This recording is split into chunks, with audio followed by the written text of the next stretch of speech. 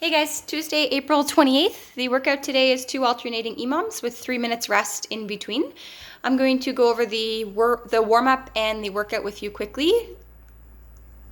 But then for the accessory today, it's mobility work. So for these movements, best as always to check that video, make sure you're doing the stretches properly and try and hold them for that full time. So it's 3 to 4 minutes each today, and really try and focus on holding that full time for the mobility at the end. So back up to the top again, it's going to be 8 minutes. So just moving through this slowly for 8 minutes. Don't worry too much about how many rounds you get through.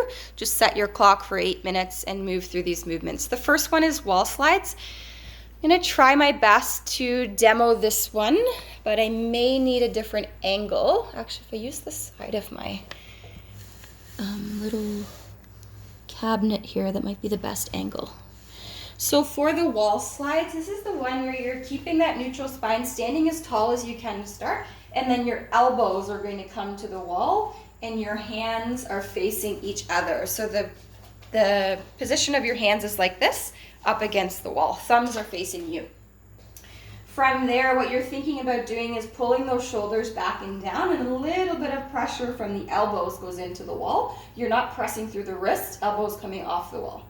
You're pressing through the elbows and trying to keep forearms on the wall. From there, you're coming up into an overhead position without leaning forward though. You're not leaning forward into it.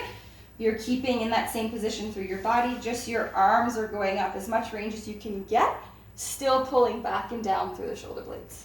Coming back down, keep a little bit of pressure through the elbows against the wall to stay active through those shoulders. So you're gonna come up to as much range as you can, and then coming back down 10 reps like that. That's the first movement. Next one is going to be that body weight good morning. So this is the one where we're just trying to get some tension through the hamstrings. Don't have to hold anything. You're just coming into that hinge, legs relatively straight. You wanna feel it in the backs of your legs, squeeze your glutes as you come back to standing. That's the body weight good morning, 15 reps. 10 scat push-ups. We haven't done these in a while. We used to do a ton of them.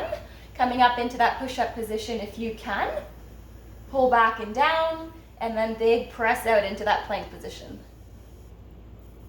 Big press. If that's too much for your shoulders from a full push-up position, you can come down onto your knees as always here, and then focusing on shoulder blades back and down, and big press out for that scat push-up. 10 reps. Cat-cows, tabletop position.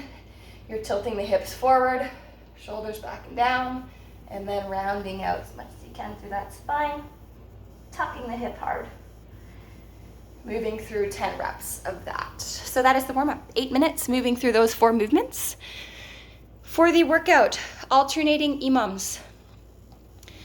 The first one is strict press into push press, and then straddles. So it's not written super clearly here, but the first minute is 5 push press plus, 5 strict press plus 10 push press. If that takes you 40 seconds, you're gonna rest for 20 seconds. On the next minute, you're going to go into those seated leg lifts or the straddle pulses. So for strict press, if you have a barbell, you can hold a barbell in that front rack position, elbows just slightly in front without using your legs, but your legs are strong, glutes are engaged. You're gonna press 5 times overhead strictly, right into push press. So push press is the one where you can dip to use your legs, but straight up at the top, 10 reps. For those leg raises or leg lifts or straddle pulses, this one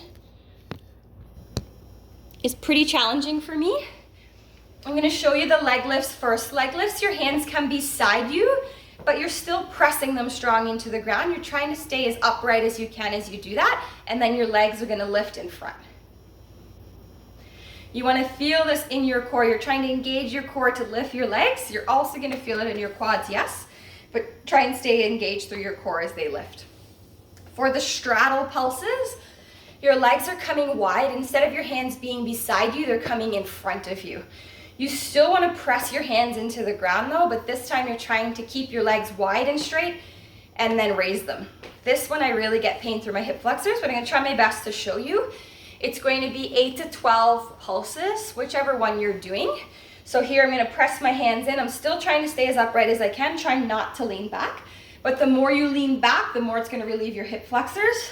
So do whatever you can for this one. 8 to 12 reps, pressing into the ground, feet lift, and then back down. I'm not very good at controlling down, but try and control down as best you can.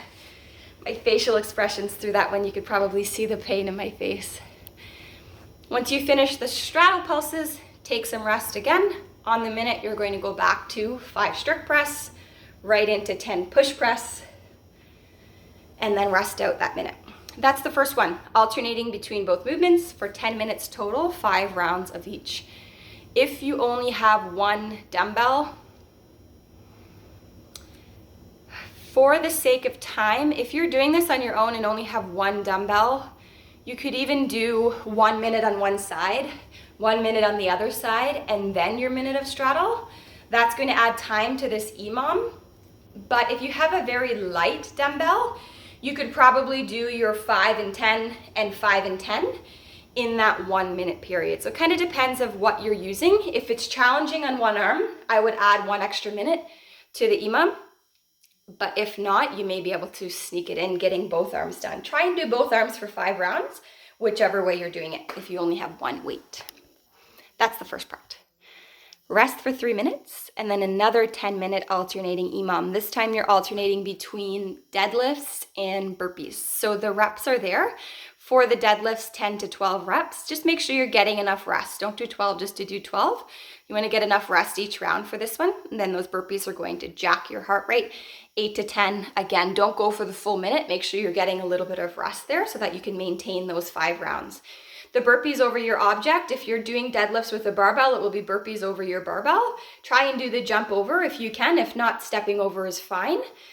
For the deadlifts, weight-wise, if you have the weight, make this challenging enough for you, but those 10 to 12 reps should still be unbroken. So it can be a challenging 10 reps, but try and make it unbroken every round. So for the deadlift, just a bit of a hinge through the hips, little bend through the knee to get to the ground, and then coming up to standing, 10 to 12 reps. For the burpees over your object, coming down into your burpee. When you come to standing, you're going to jump over your object.